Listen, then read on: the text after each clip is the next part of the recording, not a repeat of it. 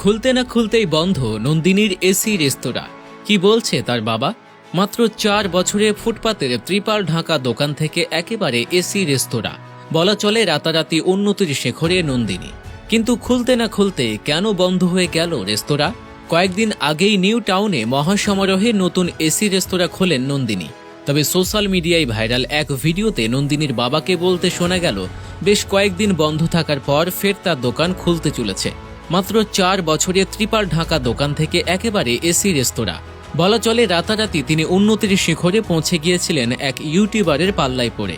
বলা ভালো internet sensation হয়ে উঠেছিলেন করোনার লকডাউন কালে। ডাল হাউসের ফুটপাতে জিন্স টি শার্ট, গলায় ব্লুটুথ হেডফোন পরা নন্দিনীর নাম হয়ে যায় স্মার্ট দিদি। তবে ডাল হাউসের দোকানখানা ইতিমধ্যেই বন্ধ হয়ে গিয়েছে, আর এখন তিনি এই দোকান খুলেছেন নিউ টাউনে। আর যেই সেই দোকান নয় যাকে বলে এসি রেস্তোরাঁ।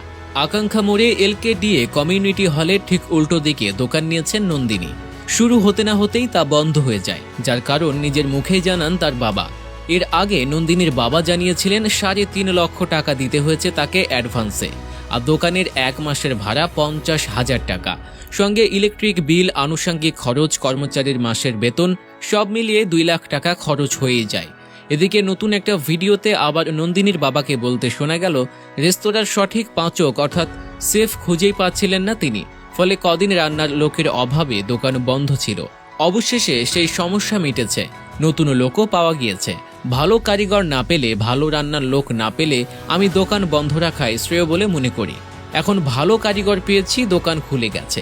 দোকান এখন থেকে রোজই খোলা থাকবে, সবাই এবার আসতে পারবেন নতুন দোকানে, বললেন নন্দিনীর বাবা।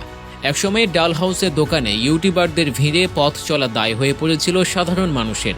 এমনকি আশেপাশের দোকানদাররাও নন্দিনী ও তার বাবার নামে অভিযোগ করতেন।